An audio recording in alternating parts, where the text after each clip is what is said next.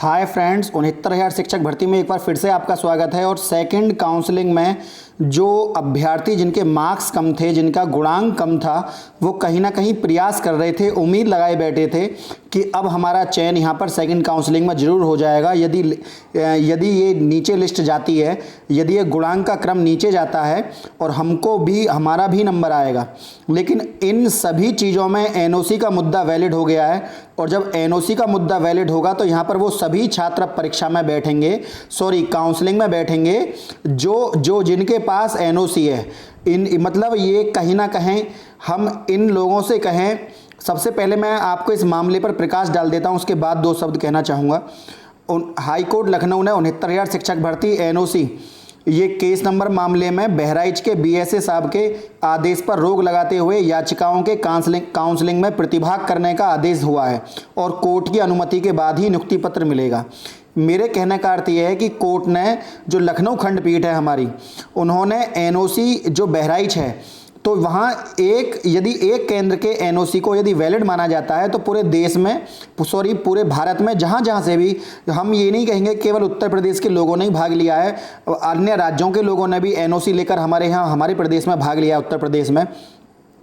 तो यहाँ पर एनओसी को वैलिड कर दिया गया है। इसका मतलब है अब परीक्षा में साधारण भाषा में कहें तो जिस बच्चे के पास एनओसी है, चाहे वो सरकारी नौकरी पर ही क्यों ना हो, अब वो भी 69,000 शिक्षक भर्ती में काउंसलिंग करा सकेगा। तो यहाँ पर सीधा सीधा अर्थ ये निकल रहा है कि जिनके पास पहले से ही नौकरी है, हमारी न्यायपालिका को कहूँ या हमारे मतलब एक ऐसी मन में रोष है इस बात के प्रति कि इस तरह के निर्णय लिए जाते हैं कि जो बेरोजगार है उनको तो नौकरी नहीं है, और जिनके पास रोजगार है उनको एनओसी देकर उनको दोबारा रोजगार में सरकार ला रही है। तो ये चीज़ें गलत हैं। हालांकि ये सरकार का निर्णय नहीं है, कोर्ट का निर्णय है। सरकार तो कोर्ट का निर्णय मानने के लिए बाध्य है, लेकिन सरकार ने तो साथ दिया, लेकिन यहाँ न्यायपालिका फेल हो गई। तो आप समझ सकते हैं चीज़ों को कि यदि भर्ती परीक्षा में एनओसी वाला बच्चा बैठ जाएगा एनओसी को लेकर, तो जो बच्चा कम गुणांक पर है, जैसे कि मान लीजिए पहले जनरल का 65% से 66% के बीच का जो बच्चा था, ये पहले उम्मीद लगा रहा था कि यदि 1 या 1.5% लिस्ट नीचे गिरती है तो मेरा नंबर आ जाएगा, क्योंकि एनओसी वाले बच्चे लगभग 15,000 बताए जा रहे थे, ये बाहर हो जाएंगे। लेकिन न्यायपालिका ने इन सभी को धक्का मारा है एक जोर से, और भर्ती से कहीं ना कहीं बाहर का रास्ता दिखा दिया है। क्यों?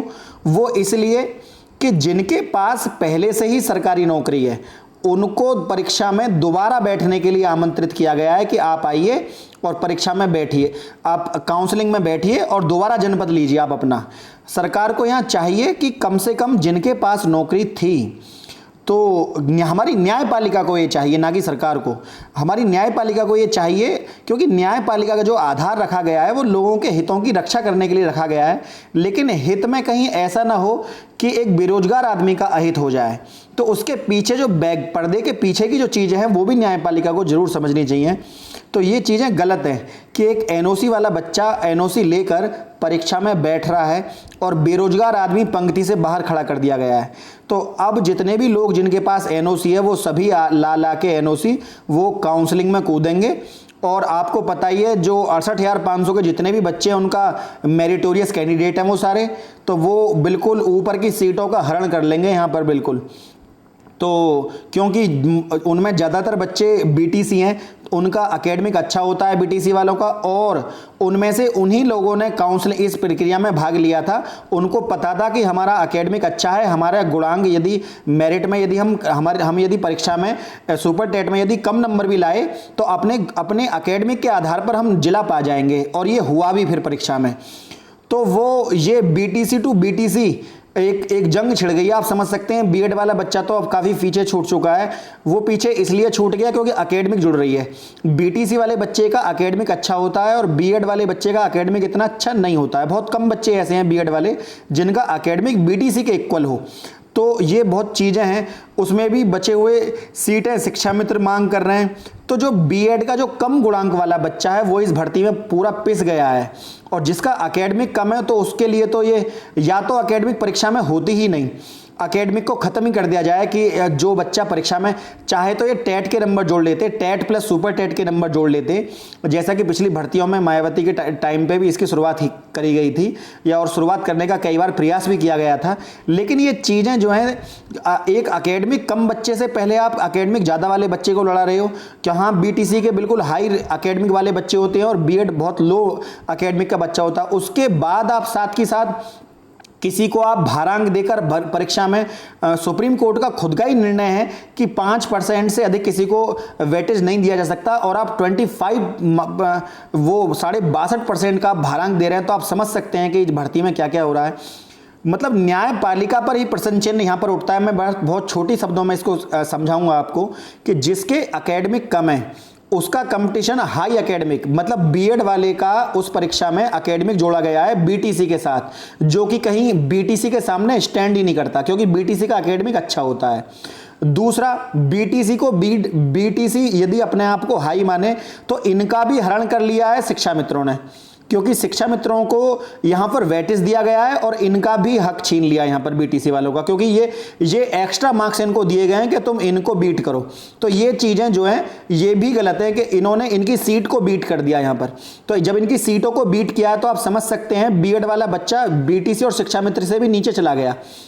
और सुप्रीम कोर्ट का एक निर्णय था जहां 5% से अधिक किसी को वेटेज नहीं दिया जा सकता, वहीं पर आप 25 नंबर आप दे रहे हैं, और 25 नंबर का मतलब आप समझते हैं भारांक में, आप समझ सुपर टेट में ये 25 नंबर का मतलब 62.5% गुणांक बैठता है सुपर टेट के हिसाब से। आप समझ सकते हैं मैं क्या कहना चाह रहा हूं। तो ये चीजें सुप्रीम कोर्ट की दो अलग अलग बातें हैं, और सुप्रीम कोर्ट का एक निर्णय है जहां समानता के अधिकार की बात करी जाती है हमारे देश में, वहां एक तरफ आप निर्णय देते हैं कि कुछ बच्चों को 40-45 पर इनका डाटा मांगा गया, एक तरफ आप निर्णय देते हैं कि 60-65 पर कट ऑफ लगेगी। तो एक ही भर्ती में दो मानक कैसे हो सकते हैं कि 40-45 पर कुछों को भर्ती किया जाए? क्या ये बच्चे अब देश के निवासी नहीं हैं जिनको आप 60-65 पर भर्ती कर रहे हैं? तो ऐसे बहुत सारी चीजें हैं, और उसमें भी बची कुची कसर न्यायपालिका ने जब खत्म कर दी, जब एनओसी मुद्दे को वैलिड कर दिया है कि ठीक है एनओसी लेकर आओ और यहां बैठो परीक्षा में। अब सरकार ने जिनको एनओसी इशू कर दी है उनको तो इशू कर दी, सरकार को यह बनता है कि सरकार उनको एनओसी ना दे। सरकार यदि उनको एनओसी नहीं देगी, क्योंकि सरकार ये कह सकती है कि जब एक ही विभाग की नौकरी है, आपका कोई पे ग्रेड आपको बढ़कर नहीं मिल रहा है, तो हम आपको किस आधार पर एनओसी दे दें? क्योंकि जब ये एक मानक होता है कि यदि आप नौकरी छोड़ रहे हो तो आपकी जो नई नौकरी का पे ग्रेड है या उसका जो पद है, उसकी जो डेजिग्नेशन है, वो पुरानी नौकरी से ऊंचा होना चाहिए। लेकिन आप एक समान स्तर की नौकरी पर एनओसी किस आधार पर ले सकते हैं? ये कोई आप कोई आईएएस पीसीएस तो बन नहीं रहे जो शिक्षक की नौकरी छोड़कर आप यहां पर आ रहे हैं। तो इनको सरकार एनओसी को यदि वो कर दे कि इस तरह की एनओसी मान्य नहीं है। हाँ, यदि कोई निम्न पद वाला व्यक्ति, यदि कोई सहायक अध्यापक से नीचे के पद का व्यक्ति एनओसी लेकर आता है और कहता है मुझे सहायक अध्यापक बनना है, तो उसकी एनओसी वैलिड हो सकती है। तो ये एनओसी तक, ये बात भी सरकार तक पहुंचनी चाहिए कि एनओसी किन की वैलिड होती है। एनओसी उनकी वैलिड होती है। एनओसी मतलब होता है नो ऑब्जेक्शन सर्टिफिकेट। इसका मतलब है सरकार को कोई ऑब्जेक्शन नहीं है, आप ये नौकरी छोड़कर दूसरी नौकरी ले सकते हो। लेकिन ऐसी स्थिति में जैसे कि मान लीजिए ये असिस्टेंट टीचर का पद है, असिस्टेंट टीचर का पद है, और इस पद से जो नीचे वाले लोग हैं यही इस छोटी नौकरी को त्याग पत्र देकर इस नौकरी में जा सकते हैं। लेकिन यह कहां तक वैलिड है कि आप असिस्टेंट टीचर की नौकरी का ही एनओसी दें और असिस्टेंट टीचर ही बनाएं? तो आपने टीचर टू टीचर केवल जनपद देने के लिए उसको एनओसी दे दी, तो ये भी चीजें गलत हैं। तो सरकार को इस समय इस मामले को गंभीरता को समझना चाहिए, क्योंकि बेरोजगार बहुत सारे हैं, बहुत लंबी लिस्ट है। आप इनको एनओसी देकर आप उनका अहित कर देंगे जो बच्चे बेरोजगार हैं और बहुत समय से अपना नंबर आने की प्रतीक्षा कर रहे हैं। इसमें बहुत सारी चीजें हैं। और 69,000 शिक्षक भर्ती में एक अमिताभ अग्निहोत्री हैं, ये एक दूत बने हुए हैं 69,000 शिक्षक भर्ती के। एक जैसे कि कोई व्यक्ति है जो अपने कार्य के प्रति हमेशा मेहनत करता है, ऐसे ही एक व्यक्ति हैं, एक बहुत ही अच्छी छवि के अमिताभ अग्निहोत्री जी। समय समय पर इन्होंने मार्गदर्शन किया है 69,000 शिक्षक भर्ती का, और अपने R9 टीवी में हैं ये, और R9 टीवी से बिलोंग करते हैं। और इन्होंने बार बार सरकार को चेताया है कि आप ऐसा क्यों कर रहे हैं, हर मुद्दे को गंभीरता से लिया। और इन्होंने ये कहा है कि 69,000 शिक्षक भर्ती एक समयबद्ध पारदर्शी जांच के जरिए कदाचार के दोषियों को चयनित सूची से बाहर कर योग्य, परिश्रमी, ईमानदार चयनित युवाओं को न्यायालय के निर्देश के अधीन नियुक्ति मिलनी ही चाहिए। इन्होंने ये कहा है कि जो चयन सूची में जो बेकार लोग हैं, जो कदाचार के दोषी हैं, जिन्होंने गलत कार्य किया है, उनको तो चयन सूची से बाहर किया जाए और न्यायालय के निर्देश के अनुसार उनको नियुक्ति पत्र मिलना चाहिए, जो ईमानदार हैं, योग्य हैं, परिश्रमी हैं।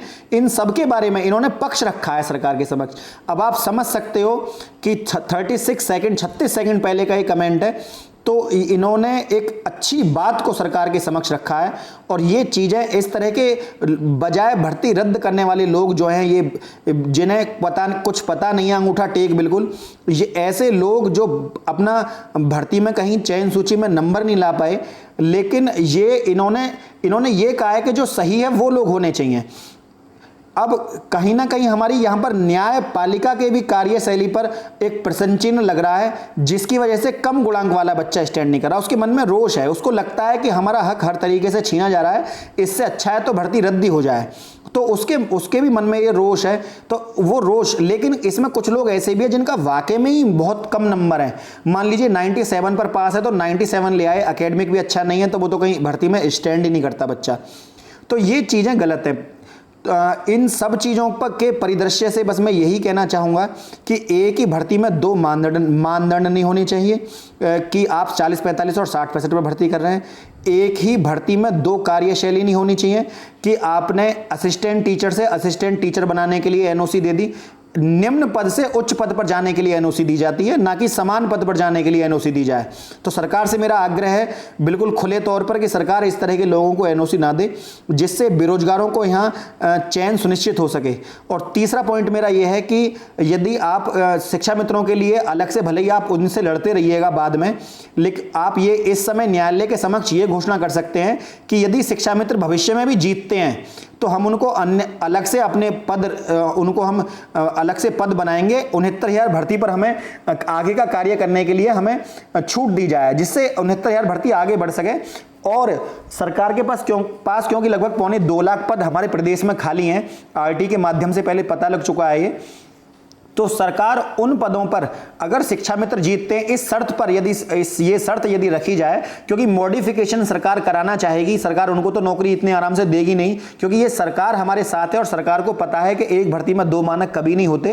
तो ये चीज़ें, एक पॉजिटिव चीज़ बस ये है कि सरकार भर्ती कराने के पूरे पक्ष में है। और बुरी बात यह है कि जो न्यायपालिका में बैठे हुए लोग हैं, उनको हर परिदृश्य को ध्यान में रखते हुए कोई निर्णय लेना चाहिए। ये नहीं है कि विषय वस्तु की बात को केवल देखा, माना कि कानून अंधा होता है, लेकिन इतना भी नहीं कि बेरोजगारों की तरफ ना देखे। तो ये भी जरूरी है कि बेरोजगारी हमारे देश में बहुत सारी है और इनकी तरफ देखकर ही कोई निर्णय लिया जाए तो बेहतर है। फ्रेंड, यदि वीडियो आपको अच्छी लगी हो तो वीडियो को लाइक, शेयर, सब्सक्राइब करना ना भूलें। आज के लिए इतना ही। जय हिंद, जय भारत।